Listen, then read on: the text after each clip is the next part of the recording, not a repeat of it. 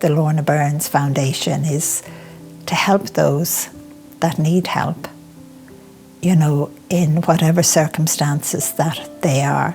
And as I said, it can be the mom could be ill, could be the father, or it could be more than one child within the family.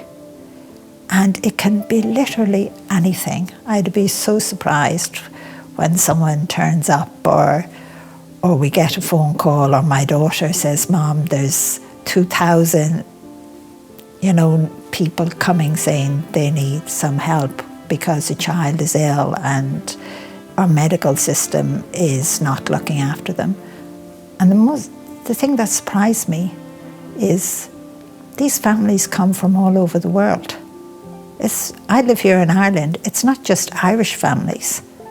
It's families that will travel from all over the world just to spend a few days with us and for their child to be in and around us. And I know you can probably hear me on, YouTube talking about Noah. And again, that was priceless. I know Noah's gone home to heaven, but to have seen him here and having such fun and such joy and, how would I say, his soul stepping forward,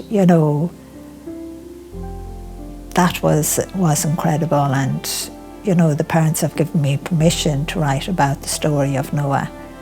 And we have a tree here at the sanctuary, and it's called Noah's Tree. And every time a group comes for anything, and we're out in the forest and connecting back to God spiritually and the angels, I always bring them over to Noah's Tree and tell them a little bit of the story about Noah, and he helping to save the tree.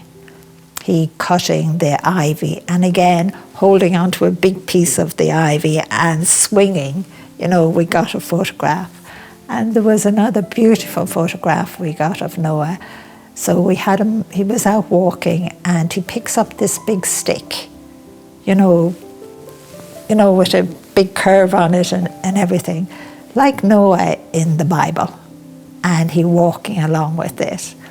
So please God, maybe one day we'll have that somehow enlarged or whatever you do, and maybe frame it, because it's just lovely to see a child having the zest for life, no matter how short it is, and yet bringing joy to everyone that encounters them and everyone that is around him. Another time was when he was sitting on a log,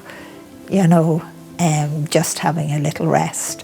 So we'd have many children, many moms and dads that, life can be short, or it is to help to extend their life.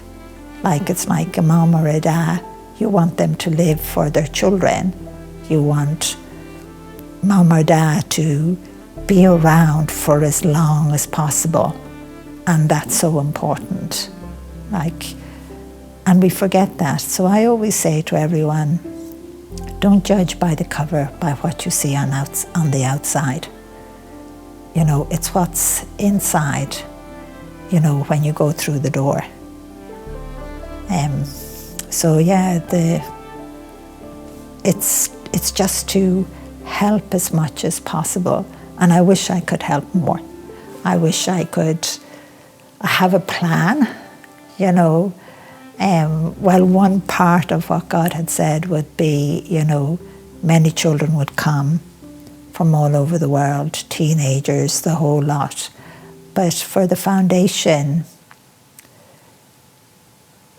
there's so many different diseases out there, different disabilities out there that I could be looking at you and you could have a disability that is no one else can see.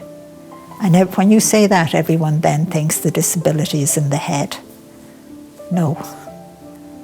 Your body to everyone looks perfect, but you are in agonizing pain with every step you take. And when a child is born like that, with that kind of disability, it's kind of like